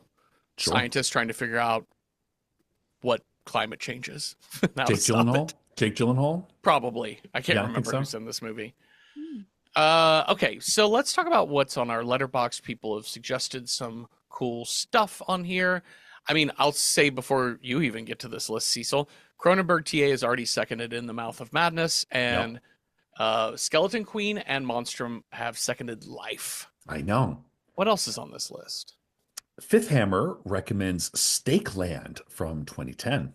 A plague turns Americans into a realm of vampires, and a Great. hunter of the creature travels cross country with an orphan he rescued in search of a safe haven. Okay. Like, Classic. perfect. Watch Radio seconds in the Mouth of Madness and adds Legion from 2010. God decides to destroy the world, but a rogue archangel sets out to stop him. Oh, okay. This is like super buff Paul Bettany, if I remember, is the guy from Legion. I don't know. Great. Yeah. Invisible Orange, Seconds in the Mouth of Madness. Ian Trammell in the Mouth of Madness. King and Commoner recommends Knowing from 2009. A college professor must decipher a cryptic note left in a time capsule from his daughter's school to stave off disaster that threatens the entire world. Okay. I think Nick Cage. Is this a Nick Cage one? Sure. Nick Cage joint? But definitely sounds very procedural. Suspicious Beans recommends The Dead Don't Die. Weird, understated Jim Jarmusch, which I've not seen this one. I've seen this one. Yep. Zombie apocalypse hits a small town, and the local cops try to figure out how and when to try and stop it. But they'll need help of an odd Scottish morgue expert, It's Tilda Swinton. It's like Adam Scott, Tilda Swinton, and like Bill Murray and Sturgill Simpson are in this movie. Nice. It's just the wildest casting. Okay. Book of a Hook of Yes. Seconds in the Mouth of Madness. Okay Panic, Mouth of Madness. Colonel Mustard, 1166, Mouth of Madness. Weaponized Toaster, The Day After Tomorrow, and The Mouth of Madness. And also throws in Threads, 1984. Now this one is you turned me on to this one. This is a British miniseries packaged now as a movie streaming. I think still on Shudder. It's really brilliant. It's really harrowing to watch. I guess it is a procedural. It's like a bureaucratic procedural, isn't it? It's because it's not, and I would not have thought about this weaponized toaster, but it is like, because it's not a person going through a procedure, it's actually the procedure itself. Yeah. But all right. Okay. Yeah, I like that. That's actually really good. I hadn't thought about that. Volatile Spider recommends Evangelion. I was just gonna say, I was like, this could be End of Evangelion is about the end of the world, and it's about an office, kind of. The problem that we've talked about with Evangelion is try not to do television shows on here, and I know there's a bunch of films about it, but and also we tend to do like first 3 episodes, and Evangelion does not turn horror until very late in that first season. It buries the lead big time, but that's an incredible combination. And I was kind of waiting. I was like, I wonder what anybody's saying. I was like, it's stepping on a landmine. There it is. Spider is always here to champion Evangelion, and I don't think they're wrong in doing so. I just don't know that it's going to be so hard to ever get that pulled up. Yeah, it's a different animal. It's a different. Start a whole other podcast. Yeah, to cover random anime generator. Ace Diamond seconds Threads. Trash Weasel seconds in the Mouth of Madness. Farce Major in the Mouth of Madness. And Silver 713 also recommends Knowing. It is Nicolas Cage. Finds a list of numbers that prove to be a catastrophe, plane crash, floods, etc. Fun. Well, we have a lot of good suggestions. What's standing out to you, Cecil? I mean, honestly, one of my favorite, like top 5 horror movies of all time is In the Mouth of Madness. I've been waiting for it to come up for a hot second. Yeah. And it is a procedural because they're kind of like, oh, we have to follow the clues. And it has some of the wildest John Carpenter special effects you're going to get. But I think the Life, only Life one also that sounds really good too. Yeah, Life sounds really good. I think the only one that came a close second for me was Threads. I think it's a really, really interesting film that's a different type of horror. Yeah. It's a very like real end of the Bleak. worldy sort of horror Kitchen rather than a sink horror. cosmic end of the world horror. Yeah. But I think you're right. I think at any chance we have to do this Carpenter classic, Sam Neill, everything know, Sam he's Neill's real in, good I in it. love him in. And I think that's really good. Sarah, I would be remiss if I didn't ask your thought on this. Like, are we making a good decision within the Mouth of Madness? Should you guide us down an Evangelion path? We will take Look, whatever the guest tells us to Yeah. do. look, that's a different. I do think that if you were to ever get into Eva as a objective analysis, I think it's hard to watch End of Evangelion in isolation, Uh-huh. and I think it's an undertaking. This series is 26 episodes long, but that's too much. It's too much. It deserves more time. There's more to talk about, I think, rather than capsuling it. The other thoughts I had, but I think they fall more cleanly into other rolls of the dice in general for you guys, was Shin Godzilla was one I had thought of, because that is Oh, procedural and it is a disaster end of the world. We have covered And that one, which really loved that movie. Yeah. Really great, Banger. bureaucratic procedural. Yeah. Yeah. And I love an office. Yeah. And then I think you probably did Arrival, did you? No, we haven't done Arrival. Yeah, Arrival. Arrival's kind of beautiful as well as Oh, scary. But that is incredible also an movie. office drama. Yeah. Oh, Arrival's the like Amy Adams. Yeah, Amy yeah, Adams. yeah, yeah. It's based Ted- on a Ted Ted Chiang Chiang. story, yeah, Yeah, which is okay. called This is the Story of Your Life, which is absolutely remarkable work of short fiction. Uh-huh. And it is 100% about kind of working in the office at the end of the world when the Yeah. aliens come. Yeah. Yep. Don't know how scary it is, but And a lot of it's game theory and, Uh-huh. yeah, it's very good. and It's linguistics. linguistic. Arrival's such a good one. That's kind of in the horror adjacent Yeah, category. it's adjacent. Yeah. It's monster movie, It's but a it's really not. good one. It's very End of the World, I think, though, has to cover that because a lot of End of the World are either disaster, horror threats, or existential threats, Sure. and that one is a truly existential But threat. I love those landscapes of offices trying to manage Yes. the great disaster, which is so Mm. removed from the disaster. Like that's actually such a perfect combination of themes Hmm. for a really particular kind of storytelling. Yep. Like, because initially when those two rolled, I was like, oh God, how are you going to do that? And it makes so much sense. It really is an entire micro genre within horror. So I'm excited. I think you can't go wrong really Yeah. with whatever one you choose. I think let's go with Cecil, your first gut Yeah. reaction, which is this is one of your favorite movies. I've Yeah. never seen it. And I Love think Sam as Neill. a writer, it will Love tickle Carpenter. you. It Okay, will great. tickle you as a writer because it's I very love much being tickled. about being a horror fiction writer. Mhm. I hired a painter once, and I found him. He was hiding under my truck and tickling my legs. He was, was it he? was the best painter I've Did you ever enjoy had. it? I loved it so Are you much. sure it wasn't a kitten? All right, let's watch In the Mouth. Oh, let me pause. Let's just double check, make sure we're yeah. all clear.